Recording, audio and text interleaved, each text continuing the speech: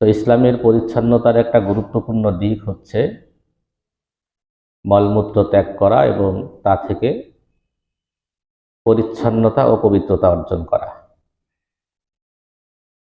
যখন পেশাব বা পায়খানার বেগ শরীরের ভেতরে তৈরি হয়, তখন স্বাস্থ্যবিজ্ঞানের দৃষ্টিতে যেমন তা চেপে রাখা ঠিক নয়, আমরা গত জুমার আলোচনায় দেখেছি, ইসলামের দৃষ্টিতেও তা চেপে রাখাটা উচিত নয়। এমনকি নামাজের যদি ইকামত হয়ে যায়, 2-1 রাকাত যদি মিসও হয়, তারপরেও ইস্তেঞ্জা করে এসে ওযু করে নামাজে আসা। এটা নবীজি সাল্লাল্লাহু আলাইহি ওয়াসাল্লাম শিক্ষা দিয়েছেন সাহাবীদেরকে এবং সাহাবীরা এভাবেই আমল করেছেন। তো যখন আমরা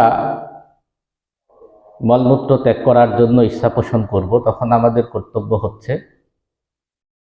লোকচক্ষুর অন্তরালে এগুলো করা।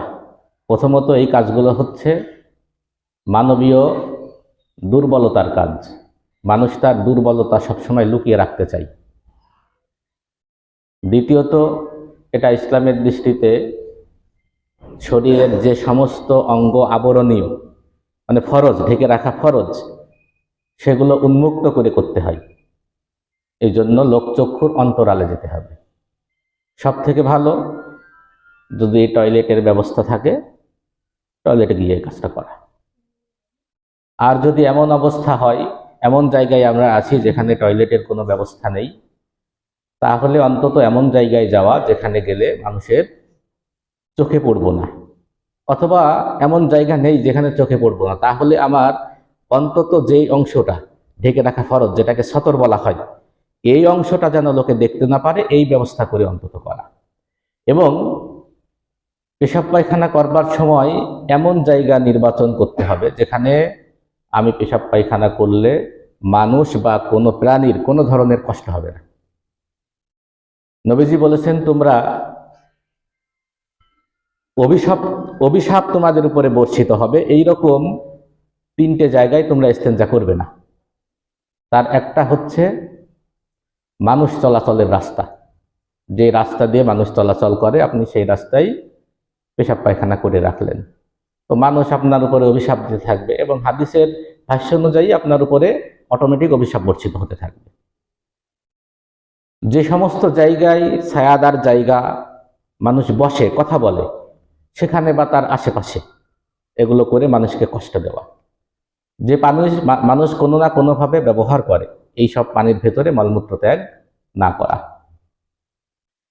এবং উলামায়ে কিরাম কথাও বলেন যে গর্ত, যেসব গর্তে কোনো প্রাণী থাকতে পারে, সাপ হোক, ইঁদুর হোক, পিপিলিকা হোক, অন্যান্য যে কোনো প্রাণী, আপনি পেশাব করে সেটা ভাসিয়ে দিলেন, তাদের কষ্ট হলো, এটা মারাত্মক গুনাহ হবে।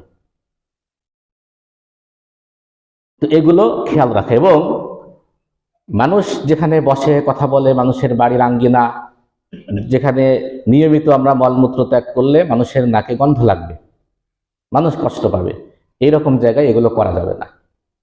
তো আমরা যখন উন্মুক্ত জায়গায় মলমূত্র ত্যাগ করতে বাধ্য হব, তখন এই জিনিসগুলো খেয়াল রাখবো যে আমি এখানে এটা করলে মানুষের কষ্ট হবে কিনা, ক্ষতি হবে কিনা, এবং আমার সতরটা মানুষের চোখের আওতায় আসবে কিনা। নবীজি যদি বাড়ির বাইরে থাকতেন এমন স্থানে যেখানে টয়লেট ব্যবস্থা নেই, সেক্ষেত্রে নবীজি কি করতেন, আমরা গত জুমায় হাদিস বলেছি, আবু দাউদ শরীফের একেবারে 1 নম্বর হাদিস, ইদা যাহাবাল মাযহাবা আবাদা। নবীজি যখন মলমূত্র ত্যাগ করবার জন্য যেতেন, লোকচক্ষুর অন্তরালে দূরে চলে যেতেন। অন্য হাদিসে এসেছে, নবীজি উম্মতকে নির্দেশ দিচ্ছেন, মান আতাল গাইতা ফালইয়াস্তাতির, তোমাদের কেউ যখন পেশাব পায়খানা করবার জন্য যাবে, সে যেন আড়াল করে নেয়, মানুষের চোখ যেন তাকে না দেখে, এইভাবে সে আড়াল করে নেয়। তো যখন আমরা বাইরে অথবা ওয়াশরুমে আমরা প্রবেশ করব মলমূত্র ত্যাগ করবার জন্য, তখন বাম পা দিয়ে যেতে হবে। নবীজি সাল্লাল্লাহু আলাইহি ওয়াসাল্লামের সুন্নত ছিল, ভালো কাজগুলো তিনি ডান দিক থেকে করতেন, ডান হাতে করতেন, ডান পা দিয়ে শুরু করতেন, যেমন মসজিদে ঢোকার সময় ডান পা দিয়ে ঢুকতে হয়, আর মসজিদে বের হবার সময় বাম পা দিয়ে বের হতে হয়। তো টয়লেটে ঢোকবার নিয়ম হচ্ছে বাম পা দিয়ে ঢোকা, ডান পা দিয়ে বের হওয়া। এটা খুব ছোট কাজ, আপনি যে পা দিয়েই ঢুকবেন ঢোকা হয়ে যাবে। কিন্তু আপনি যদি মনে করেন নবীজি সাল্লাল্লাহু আলাইহি ওয়াসাল্লামের সুন্নত হচ্ছে বাম পা দিয়ে ঢোকা, ডান পা দিয়ে বের হওয়া, এই নিয়তে আপনি বাম পা দিয়ে ঢুকেছেন, ডান পা দিয়ে বের হয়েছেন। আগে ডান পা দিয়ে ঢুকলেও যে কাজ হতো, বাম পা দিয়ে ঢুকলেও সে একই কাজ হবে, কিন্তু আপনি নবীজির সুন্নত অনুসরণের একটা বড় সওয়াব পেয়ে যাবেন। আর প্রবেশের আগে দোয়া পড়ে দিতে হবে। নবীজি যখন ওয়াশরুমে ঢুকতেন মলমূত্র ত্যাগ করবার জন্য, তখন পড়তেন আল্লাহুম্মা ইন্নী আউযু বিকা মিনাল খুবুসি ওয়াল খাবাইস। আর যখন বের হতেন তখন পড়তেন গুফরানাক। কোন কোন হাদিসে এই দোয়াটা আরো বড় করে বর্ণিত হয়েছে। তো যখন বের হচ্ছেন তখন গুফরানাকা পড়ছেন। গুফরানাকা শব্দের অর্থ হচ্ছে, হে আল্লাহ, আমি আপনার কাছে ক্ষমা প্রার্থনা করছি। তো মানুষ টয়লেটে গিয়ে খুব গুনার কাজ করে যে ক্ষমা প্রার্থনা করতে হবে। মূলত আমরা বান্দা, সবসময় আল্লাহর অনুগ্রহ নিয়ে বেঁচে আছি। আমাদের কর্তব্য সবসময় কোনো না কোনোভাবে আল্লাহর ইবাদতে লিপ্ত থাকা, আল্লাহর প্রশংসা করা, গুণকীর্তন করা, এগুলোই আমাদের কাজ। কিন্তু টয়লেটে গিয়ে আমরা অন্তত মুখ দিয়ে আল্লাহর কোনো গুণকীর্তন করতে পারিনি, তাসবিহ তাহলিল করতে পারিনি। তো ভালো একটা বান্দার দৃষ্টিকোণ থেকে এটাও এক ধরনের অপরাধ, যে যেই সময় আমার কর্তব্য ছিল আমি আল্লাহর প্রশংসা করব, আল্লাহর তাসবিহ তাহমিদ তাহলিল করবো, সে সময় করতে পারিনি। এই জন্য নিজের ভেতরে যে অপরাধ বোধ, এই অপরাধ বোধ থেকে আমি যখন বের হয়ে আসলাম, সূচনাই করলাম আল্লাহর কাছে ক্ষমা চেয়ে, আল্লাহ তুমি আমাকে ক্ষমা করে দাও। আবার কেউ কেউ বলেন যেখানে গুফরানাকের অর্থ হচ্ছে শুকরানাক, হে আল্লাহ, আমি আপনার কাছে কৃতজ্ঞতা আদায় করছি। আমার ভেতরে যে যন্ত্রণা ছিল, আপনি ইচ্ছা করলে তো এটা বন্ধ করে দিতে পারতেন, কিন্তু তা আপনি করেননি। স্বাভাবিক প্রক্রিয়ায় এটা বের হয়ে গেল, আপনি আমাকে শান্তির ব্যবস্থা করে দিলেন। এই জন্য আপনার কাছে আমরা কৃতজ্ঞতা আদায় করছি, শুকরিয়া আদায় করছি। যখন আমরা ঢুকবো, ঢোকার আগে নবীজি সাল্লাল্লাহু আলাইহি ওয়াসাল্লামের সুন্নত হচ্ছে ইদা দাখালাল মিরফাকা লাবিসা হিদাআহু ওয়া গাত্তা রাসাহু। নবীজি যখন টয়লেটে প্রবেশ করতেন তখন স্যান্ডেল পায়ে দিয়ে নিতেন, জুতা স্যান্ডেল ওই যুগে যেটা যা ছিল এটা পায়ে দিয়ে নিতেন এবং মাথাটা ঢেকে নিতেন। তো আমরা সামাজিক কালচার হিসেবে বা স্বাস্থ্য সচেতনতার দিক লক্ষ্য করে, আমাদের রুচি বোধের দিকে লক্ষ্য করে আমরা মোটামুটি জুতা স্যান্ডেল পায়ে দিয়েই যাই। এখন কত আধুনিক টয়লেটের ভেতরে জুতা স্যান্ডেল রাখাই থাকে, কিন্তু মাথা ঢেকে রাখাটাও যে একটা কাজ, সুন্নত, এটা কিন্তু আমাদের সমাজে অপ্রচলিত। বরং আমাদের অনেকেরই প্রশ্ন যে টুপি মাথায় দিয়ে কি টয়লেটে যাওয়া যাবে? টুপি মাথায় দেওয়া আমাদের হুজুরা কি বলেন? সুন্নত বলেন। আর নাভির নিচ থেকে হাঁটু পর্যন্ত ঢেকে রাখা এটা কি? ফরজ। তো আপনি লুঙ্গি দিয়ে ঢেকে রাখেন, প্যান্ট দিয়ে ঢেকে রাখেন, ট্রাউজার দিয়ে ঢেকে রাখেন, আর পায়জামা দিয়ে ঢেকে রাখেন, ওই পোশাকটা তো ফরজ পোশাক। আর আপনি মাথায় যে টুপি দিয়েছেন এটা সুন্নত পোশাক। ফরজ পোশাক নিয়ে যদি টয়লেটে যাওয়া যায়, তো সুন্নত পোশাক নিয়ে যাওয়া যাবে না কেন? বরং টুপি মাথায় দিয়ে বা গামছা মাথায় দিয়ে ঢেকে যাওয়াটাই নিয়ম। যে কোনো ভাবে আপনি মাথাটা ঢেকে যান, এটা ফরজ নয় যে আপনি না গেলে গুনাহ হবে। কিন্তু যদি ঢেকে যান আর মনে করেন এটা নবীর সুন্নত, তাহলে আপনি অতিরিক্ত সওয়াব পাবেন। এবং মলমূত্র ত্যাগ করবার পর সর্বোচ্চভাবে এটা থেকে পবিত্রতা অর্জন করার চেষ্টা করতে হবে। যখন আমরা পেশাব করছি তখন যেন আমাদের পেশাবের ছিটা এসে আমার শরীরে বা কাপড়ে না লাগে। অনেকেই আছেন যে এই দিকগুলো খেয়াল রাখেন না, কিন্তু কবরে এজন্য ব্যাপক শাস্তি হয়। নবীজি বলেছেন ইস্তানজিহু মিনাল বাউলি ফাইন্না আম্মাতা আযাবিল কবরি মিনহু। তোমরা পেশাব থেকে বেঁচে থাকবে। পেশাব যখন ফেরো তখন যে ছিটে ফুটা এসে পড়ে, এটা যেন তোমার শরীরে কাপড়ে না পড়ে, এই দিকে খুব সতর্ক থাকবে, কারণ কবরে ব্যাপক আযাব হয় এ কারণে। আব্দুল্লাহ ইবনে আব্বাস রাদিয়াল্লাহু তাআলা আনহু বলেন, নবীজি সাল্লাল্লাহু আলাইহি ওয়াসাল্লাম একদিন দুটো কবরের পাশ দিয়ে যাচ্ছিলেন।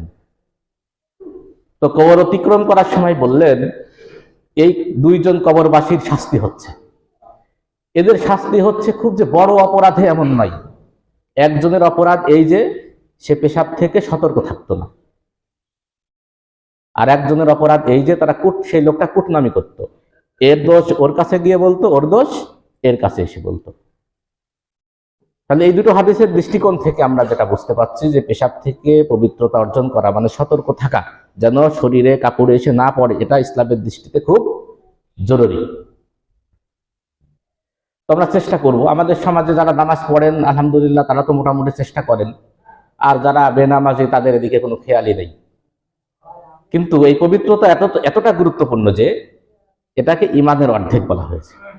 নবীজি হাদিস শরীফে বলেছেন, আত-তুহুরু শাতরুল ঈমান, পবিত্রতা হচ্ছে ইমানের অর্ধেক। অনেকে আছেন না যারা বলেন যে নামাজ না পড়লেও ইমান ঠিক আছে, সে কিন্তু পেশাব করে ঢেলা কলবও নেয় না, পানিও নেয় না। তো এ কারণে তার অর্ধেক ইমান তো এ কারণেই শেষ, বাকি অর্ধেক ঠিক আছে কিনা তো কিভাবে জানে? এটা খুব গুরুত্বপূর্ণ। যদি নাপাকি থেকে পবিত্র থাকবার চেষ্টা না করা হয় তাহলে শুধু এই কারণেই ইমানের অর্ধেকটা হারিয়ে যায়। আর আল্লাহর ভালোবাসা ওই সমস্ত লোকেরা পায় যারা সতর্কতার সাথে সর্বদা পবিত্র থাকবার চেষ্টা করে। সূরা বাকারার 222 নম্বর আয়াতের একেবারে শেষ অংশ, ইন্নাল্লাহা ইউহিব্বুত তাওয়াবিন, নিশ্চয় আল্লাহ রাব্বুল আলামিন ভালোবাসেন যারা তওবা করে, যারা গুনাহ হয়ে গেলে তৎক্ষণাৎ আল্লাহর কাছে ক্ষমা চেয়ে আবার গুনাহ থেকে ফিরে আসে। ওয়া ইউহিব্বুল মুতাতাহহিরিন, এবং আল্লাহ রাব্বুল আলামিন ভালোবাসেন যারা খুব সতর্কতার সাথে চূড়ান্তভাবে পবিত্রতা অর্জন করে। তো যারা পবিত্র থাকে আর যারা তওবা করে আল্লাহ তাদেরকে ভালোবাসে। এজন্য ইসলামী শরীয়তে যেসব বিষয় অতিশয় গুরুত্বপূর্ণ, মানে আমরা যে বলি যে তলাবুল ইলমি ফারিদাতুন আলা কুল্লি মুসলিম, এটা তো নবীজির হাদিস, যে ইলম অন্বেষণ করা, জ্ঞান অর্জন করা প্রত্যেক মুসলিমের উপরে ফরজ। তো যেই জ্ঞান অর্জন করা মুসলিমের উপরে ফরজ, তার গুরুত্বপূর্ণ অংশ হচ্ছে পবিত্রতা সম্পর্কে জ্ঞান অর্জন করা। ইসলামী ফিকহ, যেটাকে ইসলামী আইন বিধিবিধান শাস্ত্র বলা হয়, এই শাস্ত্রের যত কিতাব দুনিয়ায় লেখা হয়েছে তার প্রায় সব কিতাবই, দুই একটা বাদ দিলে প্রায় সব কিতাবই শুরু হয় কিতাবুত তাহারত দিয়ে, পবিত্রতা অধ্যায় দিয়ে। যার পবিত্রতার জ্ঞান নেই তার নামাজ হচ্ছে কিনা সে জানে না, কারণ সে যেভাবে মসজিদে এসেছে এটা পবিত্রতা নাকি অপবিত্রতা, পবিত্র হলো কি হলো না জানে না। আর পবিত্রতা ছাড়া তো নামাজ হয় না, এটা সবাই জানেন, এ নিয়ে ওয়াজও করার দরকার নেই। তো আমাদের চেষ্টা করতে হবে প্রথমত, এটা আমাদের উপর ফরজ দায়িত্ব যে আমরা পবিত্রতা সম্পর্কে পরিপূর্ণ জ্ঞান অর্জন করব এবং সর্বদা পবিত্র থাকব। আল্লাহ রাব্বুল আলামিন তৌফিক দান করুন, আমিন। এর পরের বিষয় হচ্ছে ইসলামের যে পবিত্রতার যে দিক, তার একটা গুরুত্বপূর্ণ অংশ হচ্ছে ওযু। ওযু যে ইসলামের বিধান, এ ব্যাপারে তো কারোর কোনো সন্দেহ নেই, এটা সবাই জানেন, এটা ইসলামের বিধান। এই বিধানটা আবশ্যক হচ্ছে তিনটে বিষয়, তিনটে ইবাদত পালন করার জন্য ওযু ফরজ। তার এক নম্বর হচ্ছে নামাজ পড়া, সালাত আদায় করা। দ্বিতীয় হচ্ছে বাইতুল্লাহ কাবা শরীফে তওয়াফ করা। তৃতীয় নম্বর হচ্ছে কোরআন শরীফের কিতাবটা, আরবি যে অরিজিনাল আরবি কোরআন শরীফ, এই কোরআন শরীফটা স্পর্শ করা। আল্লাহ রাব্বুল আলামিন কোরআন কারীমে নামাজ যে পড়ার জন্য যে ওযু লাগবে এটা তো সুস্পষ্ট করে বলেছেন, ইযা আইয়ুহাল্লাযীনা আমানু ইযা কুমতুম ইলাস সালাতি ফাগসিলু ওয়ুজুহাকুম ওয়া আইদিয়াকুম ইলাল মারাফিক ওয়ামসাহু বিরুউসিকুম ওয়া আরজুলাকুম ইলাল কাবাইন। হে মুমিনগণ, তোমরা যখন নামাজের জন্য ওঠো তখন তোমরা তোমাদের মুখমণ্ডল ধোবে, দুই হাত কনুই পর্যন্ত ধোবে, মাথা মাসাহ করবে এবং দুই পা টাকনু সহ ধোবে। এই চারটে হচ্ছে ওযুর ফরজ। পুরো মুখের এই যে মাথার যেখান থেকে চুল শেষ এই জায়গা থেকে নিয়ে থুতনির নিচ পর্যন্ত, এই কানের লতি থেকে এই কানের লতি, পুরো মুখমণ্ডলটা ওযুর আগে ধুতে হবে, পুরোটা ধুতে হবে। কোনো চুল পরিমাণ জায়গা যদি ভেজা থাকে তাহলে ওযু হবে না। দুই হাত কনুই পর্যন্ত ধুতে হবে, এর ভেতরে হালকা জায়গাও যদি ভেজা শুকনো থাকে তাহলে নামাজ হবে না। মাথা মাসাহ করতে হবে, হানাফি ফিকহ অনুযায়ী মাথার 3 ভাগের 1 ভাগ, মানে এই যে একটা হাত যেই পরিমাণ, এই জায়গা পরিমাণ অন্তত মাসাহ করতে হবে এবং দুই পা টাকনু সহ ধুতে হবে। বিশেষ করে শীতকালে বিশেষ যত্নের সাথে এগুলো খেয়াল রাখতে হবে, কারণ শীতকালে চামড়া জড়িয়ে থাকে, উপর থেকে পানি ছেড়ে দিলেও অনেক সময় ভেতরে ভাজে পানি পৌঁছে না। এই জন্য খুব সতর্কতার সাথে এই কাজ করতে হবে। কারণ কোনো একটা জায়গা যদি শুকনো থেকে যায় তাহলে অজু হবে না, এই 4টে জায়গা। এছাড়া আরো বেশ কিছু সুন্নত মুস্তাহাব আছে, সেগুলো না করলে অজুর যে পূর্ণাঙ্গ সওয়াব তা পাওয়া যাবে না, কিন্তু অজু আদায় হয়ে যাবে। এই অজু দিয়ে যেই সব ইবাদত করতে গেলে অজু লাগে সেই সব ইবাদত করা যাবে। কিন্তু এই 4টের কোনো জায়গায় কোনো ত্রুটি বিচ্যুতি থাকলে নামাজ অজুই হয়নি বলে বিবেচিত হবে। নবীজি সাল্লাল্লাহু আলাইহি ওয়াসাল্লাম বলেছেন, মিফতাহুস সালাতিত তুহুর, নামাজের চাবি হচ্ছে পবিত্রতা। এই হাদিসের মুসনাদে আহমদের বর্ণনা হচ্ছে, মিফতাহুস সালাতিল উদু, নামাজের চাবি হচ্ছে অজু। অর্থাৎ চাবি ছাড়া যেই ঘর তালা দেওয়া আছে সেই ঘরে যেমন ঢোকা যায় না, তেমনি ভাবে নামাজের চাবি হচ্ছে অজু। যে অজু করেনি বা যার অজু হয়নি সে নামাজের ভিতর ঢুকতে পারবে না। তাকবীরে তাহরিমা বলেছে, সূরা কেরাত পড়েছে, রুকু করেছে, সিজদা করেছে, শেষ বৈঠক করে সবই হয়েছে, শেষ সালাম দিয়ে নামাজ শেষ করেছে, কিন্তু অজু করেনি বা নামাজের ভিতরে অজু ভেঙে গেছিল, তাহলে এর নামাজ হবে না। অন্য হাদিসে নবীজি সাল্লাল্লাহু আলাইহি ওয়াসাল্লাম বলেছেন, লা ইকবালু সালাতুন বিগাইরি তুহুরিন, পবিত্রতা ছাড়া নামাজ কবুল করা হয় না। তো এই কোরআন এবং হাদিসের আলোকে মুসলিম উম্মার ইজমা রয়েছে যে নামাজ পড়তে হলে তার আগে পবিত্রতা, সকল ধরনের পবিত্রতা, একটা হচ্ছে শিরক কুফুরের পবিত্রতা থেকে, অপবিত্রতা থেকে পবিত্রতা অর্জন করতে হবে। যেই অপবিত্রতায় গোসল ফরজ হয় তা থেকে পবিত্রতা অর্জন করতে হবে, এবং যেই পবিত্রতার কারণে অজু ফরজ হয়, যে নাপাকের কারণে অজু ফরজ হয় সেই নাপাকি থেকেও পবিত্রতা অর্জন করতে হবে। অর্থাৎ ঈমান আনতে হবে, কুফর শিরিক তরক করতে হবে, গোসল যদি ফরজ থাকে গোসল করতে হবে, অজু ফরজ থাকলে অজু করে আসতে হবে। সব মানুষের দ্বারা যত ধরনের পবিত্রতা অর্জন করা সম্ভব পূর্ণাঙ্গ পবিত্রতা অর্জন করে আল্লাহর সামনে নামাজে দাঁড়াতে হবে। অজু ফরজের দ্বিতীয় বিষয় হচ্ছে বাইতুল্লাহ তওয়াফ করা। এ সংক্রান্ত হাদিসে নবীজি সাল্লাল্লাহু আলাইহি ওয়াসাল্লাম বলেছেন, আত-তাওয়াফু বিল বাইত সালাতু,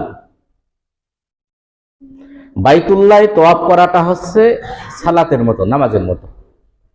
এই হাদিসের পরের অংশে নবীজি বলেছেন, শুধুমাত্র পার্থক্য এতটুকু যে সালাতের ভিতরে কথা বলা যায় না, কিন্তু বাইতুল্লাহ তওয়াফের সময় কথা বলা যায়। তাহলে আর কোনো পার্থক্য থাকবে না, শুধু সালাতের সাথে বাইতুল্লাহ তওয়াফের পার্থক্য এতটুকু হবে যে নামাজের ভিতরে কথা বলা যাবে না, আর বাইতুল্লাহ তওয়াফের সময় কথা বলা যাবে। এই হাদিস দ্বারা ফুকাহে কেরাম বলেন, সুতরাং নামাজে যেমন অজু ফরজ, তেমনি ভাবে বাইতুল্লাহ তওয়াফ করতে গেলেও অজু ফরজ। কেউ যদি অজু ছাড়া তওয়াফ করে তার তওয়াফ হবে না। তৃতীয় বিষয় হচ্ছে কোরআন শরীফ স্পর্শ করার জন্য অজু লাগবে। এখানে আগে প্রথমে বোঝেন যে কোরআন শরীফ বলতে যে বইয়ে কোরআনের 2-5টা আয়াত লেখা আছে এরকম বই নয়। কোনো একটা প্রবন্ধে 2-5টা আয়াত আছে এরকম কোনো প্রবন্ধ নয়। কোরআন শরীফের পূর্ণাঙ্গ কিতাব, যেটা শুধুই কোরআন শরীফ, আর কিছু নয়। এবং কোরআন শরীফ যে আরবি ভাষায়, এটা আপনারা জানেন। এটা কোনো কিতাব বাংলা অনুবাদ হয়ে গেলে ওই বইটাকে আর আগের ওই বই বলা হয় না, এটা বলা হয় অনুদিত বই। তো কোরআন শরীফের অনুবাদের জন্যও নয়, হুবহু পিওর আরবি কোরআন, পিওর কোরআন, এর সাথে তাফসির নেই, এর সাথে অনুবাদ নেই, অন্য কিছুই নেই, শুধু কোরআন, পিওর কোরআন, এটাকেই কোরআন বলা হয়। বাকি অন্যগুলোকে হয়তো তাফসির বলা হবে বা কোরআনের অনুবাদ বলা হবে, কিন্তু তার নাম কোরআন নয়। যেই পুস্তকের নাম কোরআন, এই পুস্তক স্পর্শ করবার জন্য ওযু ফরজ। এ কথা আল্লাহ, আল্লাহর রসুল, সাহাবী কেরাম, তাবেঈন, তাবে তাবেঈন, আইম্মায়ে মুস্তাহিদিন, 4 ইমাম, ইমাম ইবনে তাইমিয়া, ইমাম নববী সহ পৃথিবীর প্রায় সকল ইমাম এই ব্যাপারে একমত। এই ব্যাপারে যে দ্বিমত পোষণ করে সে মূলত জাহেল। কোরআন কারীম থেকে আমরা বলি, সূরা ওয়াকিয়া আয়াত নম্বর 77 থেকে নিয়ে 80, ইন্নাহু লা কুরআনুন কারীম ফি কিতাবিম মাকনুন লা ইয়ামাসসুহু ইল্লাল মুতাহহারুন তানজিলুম মির রাব্বিল আলামিন। এটা সম্মানিত কোরআন, ইন্নাহুলা কুরআনুন কারীম ফি কিতাবিম মাকনুন, সুরক্ষিত কিতাবের ভেতরে তা রয়েছে। লা ইয়ামাসসুহু ইল্লাল মুতাহহারুন, পবিত্রগণ ছাড়া তা স্পর্শ করে না। তানজিলুম মির রাব্বিল আলামিন, এটা রব্বুল আলামিনের পক্ষ থেকে নাজিলকৃত। আমাদের সময়ে অল্প গুটি কয়েক জনপ্রিয় আলোচক বক্তা তারা বলছেন যে কোরআন স্পর্শ করতে যে অজু লাগবে, এই কথাটা ইহুদি খ্রিস্টানদের চক্রান্ত। কারণ অজু করা একটা ঝামেলা, তো ঝামেলা করে কেউ অজু করতেও যাবে না, কোরআন পড়বে না। এখন এই আয়াত পড়ে ওনারা বলেন যে এই আয়াতে আসমানের কিতাবের কথা বলা হয়েছে। 80 নম্বর আয়াতটা আপনারা বলেন, তানজিলুম মির রাব্বিল আলামিন, সূরা ওয়াকিয়া 80 নম্বর আয়াত গিয়ে আপনি দেখবেন, তানজিলুম মির রাব্বিল আলামিন, এটা আল্লাহর পক্ষ থেকে অবতীর্ণ। অবতীর্ণ কোন কিতাব? যেটা আসমানে রয়েছে না জমিনে রয়েছে? এখানে স্পষ্ট যে অবতীর্ণ কিতাব সম্পর্কে বিধান দেওয়া হচ্ছে। ইন্নাহু লাকুরআনুন কারীম, এটা সম্মানিত কোরআন। ফি কিতাবিম মাকনুন, সুরক্ষিত কিতাব এটা রয়েছে। লা ইয়ামাসসুহু ইল্লাল মুতাহহারুন, এটা পবিত্রগণ ছাড়া স্পর্শ করবে না। তানজিলুম মির রাব্বিল আলামিন, এটা নাজিল হয়ে এসেছে আল্লাহ রাব্বুল আলামিনের পক্ষ থেকে। নাজিল হয়েছে কোন কিতাব? ওই লোহে মাহফুজে যেটা সংরক্ষিত রয়েছে ওটা, না আমাদের কাছে যেটা রয়েছে এটা? ইমাম নববী রাহমাতুল্লাহ আলাইহি এই তানজিল শব্দের ব্যাখ্যায় বিশেষ করে যেই ব্যক্তি বলবে যে এটা আসমানের কিতাব জমিনের কিতাব নয়, তাকে এই তানজিল শব্দের অর্থ বলতে হবে। তানজিল মানে কি? তানজিল মানে অবতীর্ণ। আল্লাহ এখানে অবতীর্ণ কিতাবের কথা বলছেন, আপনি তো আসমানে নিয়ে যাচ্ছেন কেন? আসমানে যদি হয়, ইমাম ইবনে তাইমিয়া রাহমাতুল্লাহর নাম হয়তো আপনারা অনেক শুনেছেন। 4 মাযহাবের যে 4 ইমাম, ইমাম আবু হানিফা, ইমাম মালিক, ইমাম শাফিঈ, ইমাম আহমদ ইবনে হাম্বল, এই 4 ইমামের পরে এই ফিকের যে 5ম ইমাম, উনি শুধু ফিকের ইমাম না, ইমাম ইবনে তাইমিয়া এই 4 ইমামের পরের 5ম ইমাম। উনি যেমন তাফসিরুল কোরআনের ইমাম, হাদিসের ইমাম, ফিকের ইমাম, এমনকি আধুনিক যে ফালসাফা দর্শন, এই দর্শনের ইমাম। মানে জ্ঞান বিজ্ঞানের প্রায় সকল শাখার উনি ইমাম পর্যায়ে বরিত ব্যক্তিত্ব। উনি বলেন যে তোমরা যদি বলো যে এখানে আসমানের কিতাবের কথা আল্লাহ বলেছেন, কোনো অসুবিধা নেই। কারণ হচ্ছে কি, আল্লাহ আসমানের ওই কিতাবের কথা এখানে কেন বলেছেন? আসমানের ওই কিতাব, আল্লাহ বলছেন যে আসমানের কিতাবটাকে আমি তোমাদের ব্যাখ্যা অনুযায়ী আল্লাহ বলছেন যে আসমানের ওই কিতাবটাকে আমি এমন ভাবে সংরক্ষণ করেছি যে আসমানে পবিত্রগণ ছাড়া কেউ স্পর্শ করতে পারে না। এই সংবাদ আমি তোমাদের কেন বলছি? তোমরাও সাবধান থাকবা, জমিনে যেন কেউ অপবিত্র ব্যক্তি স্পর্শ করতে না পারে। তা না হলে তোমার এই সংবাদ আমার শুনিয়ে লাভ নাকি? যে কোনো তাফসীরের কিতাব খুলে দেখেন, একই কথা। এখন আমরা যখন এই কথা বলি, তখন এই জনপ্রিয় বক্তাদের যারা ভক্ত তারা বলেন যে বক্তা চাইতে তুমি বড় হুজুর, বেশি বোঝো। তা আমি বলবো যে তোমার এই বক্তার চাইতে কি ইমাম আবু হানিফা ছোট ইমাম? ইমাম আহমদ ইবনে হাম্বল ছোট? ইমাম মালিক ইবনে আনাস রাহমাতুল্লাহ ছোট? ইমাম শাফি রহমাতুল্লাহ ছোট ইমাম? তো তুমি তোমার বক্তার নাম বলে আমাদের বিরুদ্ধে বলো যে বক্তা চাইতে কি তুমি বড় হুজুর। বলো ইমাম আবু হানিফার থেকে তোমার বক্তা বড় হুজুর, ইমাম শাফি রহমাতুল্লাহ থেকে তোমার বক্তা বড় হুজুর, ইমাম আহমদ ইবনে হাম্বল থেকে তোমার বক্তা বড় হুজুর, ইমাম নববী থেকে তোমার বক্তা বড় হুজুর, ইমাম ইবনে তাইমিয়া রাহমাতুল্লাহ থেকে তোমার বক্তা বড় হুজুর, বলো। এবং এই কিতাবগুলো লেখা হয়েছে 1000 বছর, 500 বছর, 1200 বছর আগে। সেখানে ইহুদি খ্রিস্টানদের চক্রান্ত কিভাবে ঢুকলো? এই কথা তো ইবনে তাইমিয়া, ইবনে কাসির রহমাতুল্লাহ তাফসীর ইবনে কাসিরে লিখেছেন। ইবনে কাসির রহমাতুল্লাহ কি এই ষড়যন্ত্রের সাথে যুক্ত? বলেন। ইমাম আহমদ ইবনে হাম্বল কি ইহুদি খ্রিস্টানদের ষড়যন্ত্রের সাথে যুক্ত? এবং এই কিতাব ছাপা হয়েছে তো মুসলিম বিশ্বে, ইউরোপ আমেরিকায় নয়। যে কিতাব এখন আমাদের কাছে মৌজুদ, আমাদের কাছে বিদ্যমান, তো এই কিতাবের ভিতরে ষড়যন্ত্র করে কে ঢোকালো? ইমাম ইবনে তাইমিয়া রাহমাতুল্লাহ মজমুর ফতোয়ার ভেতরে ষড়যন্ত্র করে কে এই ফতোয়া ঢোকালো? ইমাম নববী রাহমাতুল্লাহ মজমুর ভেতরে ষড়যন্ত্র করে কে এই ফতোয়া ঢুকিয়েছে? ইমাম ইবনে কাসির রহমাতুল্লাহ তাফসীর গ্রন্থের ভিতরে ষড়যন্ত্র করে এই ফতোয়া কে ঢুকিয়েছে? বলেন, কে ষড়যন্ত্র করেছে? যা আপনার মনে চাইলো তাকে ষড়যন্ত্র বলে দিলেন, আপনার মনের সাথে মিলল না বলে। এই কথা বলার অর্থ হচ্ছে মুসলিম উম্মার প্রায় সমগ্র ইমামকে ইহুদি খ্রিস্টানদের চক্রান্তের অংশ বলতে হবে আপনাকে। এত গেল কোরআনের অবস্থা। বিস্তারিত আলোচনা করার তো সময় হবে না, আমি সংক্ষেপে কিছু বলবো। হাদিস শরীফে প্রায় 6 জন সাহাবী থেকে একটা হাদিস বর্ণিত হয়েছে, বিভিন্ন হাদিসের কিতাবে হাদিসটা আছে। নবীজি সাহাবীকে নির্দেশ দিচ্ছেন, লা তামাসসাল কুরআন ইল্লা তাহিরান, তুমি পবিত্র অবস্থায় ছাড়া কোরআন স্পর্শ করবে না।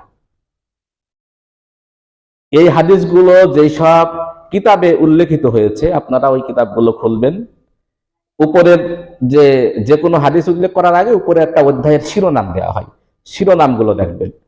প্রায় অধিকাংশ ইমাম এই হাদিসগুলোর শিরোনাম দিয়েছে ওযু কোরআন স্পর্শ করার জন্য ওযুর বিধান। তার মানে ওই ইমামরা সবাই বুঝেছেন যে এই কিতাবে, এই হাদিসে ওযু কোরআন স্পর্শ করতে ওযুর বিধান দেওয়া হচ্ছে। আচ্ছা বলেন তো, মুসলিমরা সব ইমাম পাগল হয়ে গেল, সব ইমাম ইহুদি খ্রিস্টানদের চক্রান্তের অংশ হয়ে গেল, আর এ যুগের 2-5টা জনপ্রিয় আলেম শুধু মুসলমানদের দরদি হয়ে গেল? এ কথা বিশ্বাস করলে কি নিজের মস্তিষ্কের সুস্থতা নিয়ে প্রশ্ন তুলতে হবে না? আর পুরো মুসলিম উম্মাহ চক্রান্তের অংশ, এটা কথা হলো নাকি? কে বলতে পারে এই কথা? আমার তো মাথায় ধরে না যে কিভাবে একটা সুস্থ মানুষ এই কথা বলতে পারে। হতে পারে যে উনি একটা দুটো বই পড়েছেন, এই পুরো তুরাস মুসলিম উম্মার যে উত্তরাধিকারের জ্ঞানের যে উত্তরাধিকার, এর সাথে তার কোনো সম্পর্ক নেই। ইমাম আবু হানিফা রাহমাতুল্লাহ বই পুস্তক তার পড়ে দেখা হয়নি, 4 মাযহাবের ইমামদের মৌলিক কিতাবাদি তার পড়ে দেখার সুযোগ হয়নি, এমনকি এর বাইরের যে বিশাল এক ধারা রয়েছে তাদের কিতাবাদি হয়তোবা তার পড়ে দেখার সুযোগ হয়নি। হয়তোবা কোনো একজন আধুনিক গবেষকের কোনো গবেষণা পড়ে উনি এই লেকচার দিয়ে যাচ্ছে।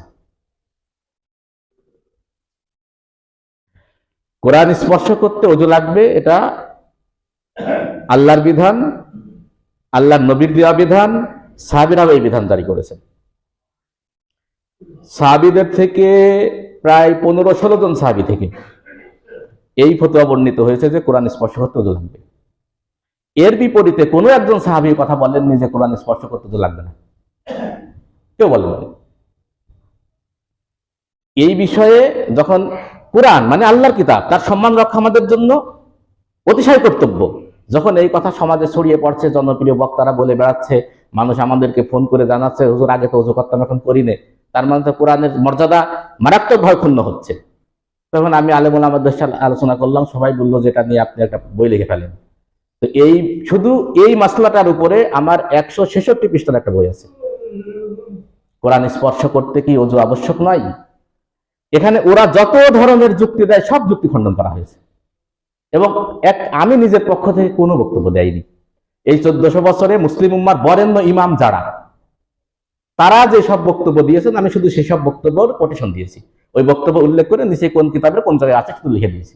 তাতে 166 পৃষ্ঠার বই হয়েছে। আমার খেয়াল ছিল বইটা ছোট করার, মাত্র 32 পৃষ্ঠায় লেখা, যেন সবাই পড়তে পারে, এই জন্য সংক্ষিপ্ত করছিলাম। সংক্ষিপ্ত করতে গিয়ে 166 পৃষ্ঠা হয়েছে, সংক্ষিপ্ত না করলে হয়তো 500 পৃষ্ঠা হতো। মানে মুসলিম উম্মাহ প্রায় সকল ইমামদের ব্যাপারে একমত। এই কিছুদিন আগে ইমাম মোহাম্মদ আলী সাবনী মারা গেছেন, ওনার একটা কিতাব আছে রায়ুল বায়ান, ওই কিতাবে উনি খুব ক্লিয়ার করে বলেছেন যে কোরআন স্পর্শ করতে ওযু লাগবে, এ ব্যাপারে মুসলিম উম্মার ইমামদের ইজমা আছে। ইখতিলাফ আছে একটা জায়গায় যে এই বিধানটা কোরআন দ্বারা সাব্যস্ত নাকি হাদিস দ্বারা সাব্যস্ত। এই বিধান যে শরীয়তের বিধান, এ ব্যাপারে কারোর কোনো দ্বিমত নেই।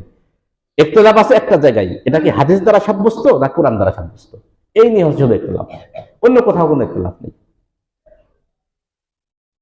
তো যদি আপনারা পরবর্তী ইমামদের কিতাবাদি পড়েন, সকল মাযহাবের কিতাব, আমি আমাদের ওই বইয়ের ভিতরে মাযহাব ভিত্তিক বেশ কিছু ইমামের বক্তব্য এনেছি, মাযহাবের বাইরের ইমামদের বক্তব্য এনেছি। ওনারা আবার বলছেন এটা হচ্ছে আমাদের পাক ভারত উপমহাদেশের চক্রান্ত। আমাদের এখানে যখন আলিয়া মাদ্রাসা হলো না, আলিয়া মাদ্রাসার 66 বছরে 27 জন প্রিন্সিপাল ছিল খ্রিস্টান, তারা ওই খ্রিস্টানরা নাকি চক্রান্ত করে এই মাসলা চালিয়ে দিয়েছে। তো খ্রিস্টানরা চক্রান্ত করে ইবনে কাসিরের ভিতর লিখলো কেমনে? ওরা নাকি চালিয়ে দিয়েছে এটা। তো আমি ওখানে দেখাইছি যে আরবের আলেমরা কি বলেন, আরবের আধুনিক আলেমরা কি বলেন। ওনারা যেহেতু বলছেন যে শুধু এটা আমাদের পাক ভারত উপমহাদেশের, বাংলা ভারত পাকিস্তানের আলেমরা নাকি এই বিভ্রান্তির শিকার হয়েছে, তা আমি ওখানে দেখাইছি। এবং আপনারা ওই বক্তব্য গুগলে গিয়ে আমি আরবি নিচে বাংলাও লিখেছি, ওই আরবি দিয়ে সার্চ করবেন, হুবহু উনার যে আরবের বর্তমান দেশে থাকা আলেমদের ফতোয়া তাদের ওয়েবসাইট থেকে সরাসরি আপনার চোখের সামনে হাজির হয়ে যাবে। লুকোচুরির কোনো সুযোগ নেই। আরবের এখন প্রায় সকল আলেম এই ফতোয়া দিয়েছেন।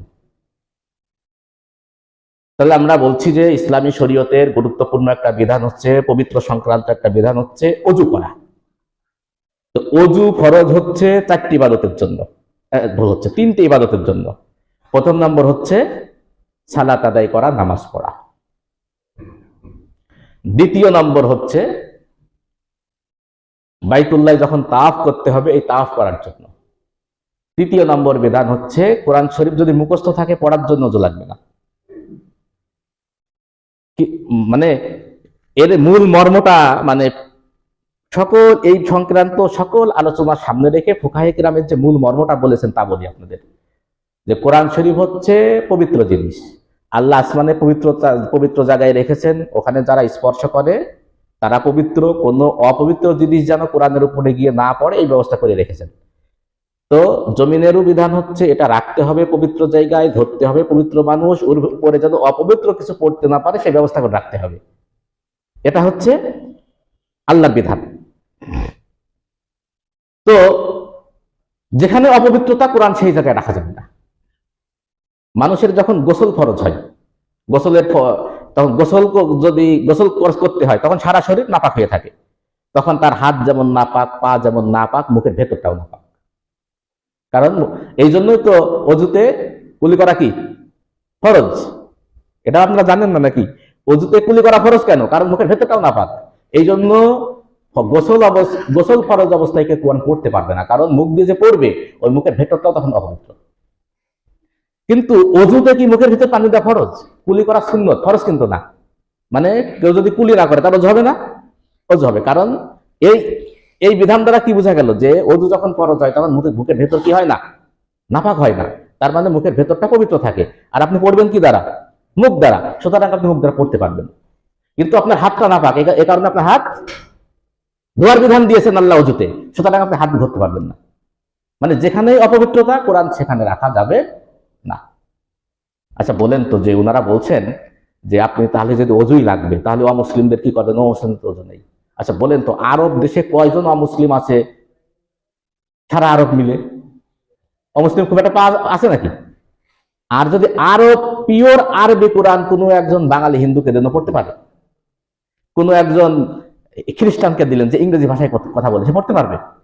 তো ওর আপনি পিওর কোরআন দিয়ে পারবেনটা কি? আপনি যেই ভাষার অমুসলিমকে কোরআন দেবেন সেই ভাষার অনুদিত কোরআন দেবেন। তো অনুদিত কোরআন স্পর্শ করতে ওজু লাগবে না তো কোন হুজুর বলেননি। আপনি কোন জায়গার যুক্তি কোন জায়গায় টেনে দিয়ে চলে এসেছেন? আপনি আরব মুশরিককে কি কোরআন দেবেন? আরবে কয়টা মুশরিক আছে? নবীজি সাল্লাল্লাহু আলাইহি ওয়াসাল্লাম কোরআনের পুস্তক লিখে মুশরিকদেরকে দিয়ে দিয়েছেন, এই নেন কোরআনটা পড়েন, দেখে যদি ভালো লাগে ইসলাম গ্রহণ করেন। এরকম কোন হাদিস আছে নাকি? কোন হাদিস আছে? কোন সাহাবী, কোন তাবেঈ কোরআনের পুস্তক কোন মুশরিককে দিয়ে, কোন কাফেরকে দিয়ে, কোন ইহুদিকে দিয়ে বলেছেন কোরআনটা পড়েন, যদি ভালো লাগে, মনে হয় যে এটাই ঠিক, তাহলে ইসলাম গ্রহণ করেন? এরকম কোন ঐতিহাসিক ঘটনা আপনাদের কারো জানা আছে? আমি কোথাও পড়িনি। তাহলে কোরআন দিয়ে হেদায়েত করতে হবে, পড়তে দিয়ে, এই কথাটা আপনি কোথায় পেলেন? নবীজির সিস্টেম ছিল ইহুদি খ্রিস্টানদের কাছে, অমুসলিমদের কাছে, মুশরিকদের কাছে কোরআনের শিক্ষা তুলে ধরা, কোরআনের পুস্তক তুলে দেওয়া তাদের হাতে। এটা তো নবীজির সুন্নত নয়, সাহাবীদের সুন্নত নয়, তাবেঈদের সুন্নত নয়, এই 1400 বছরের মুসলিম উম্মাহর সুন্নত নয়। আপনি কি নতুন সুন্নত চালু করতে চান? এর প্রয়োজনও নেই। কোনো অধিকাংশ অমুসলিম আরবি জানে না, সুতরাং অমুসলিমদের কাছে আরবি কোরআন দেওয়ার, পিওর কোরআনটা দেওয়ার কোনো প্রসঙ্গে আসে না। আপনি এই প্রসঙ্গটি নিয়ে এনে কেন বলছেন যে তাহলে কি অমুসলিমদের কি আপনি কোরআন দেবেন না? তাদের অনুবাদ দেবেন। অনুবাদ দিতে তো কেউ নিষেধ করেনি। অনুবাদ ধরার জন্য ওজু লাগবে এটা তো কেউ বলেনি।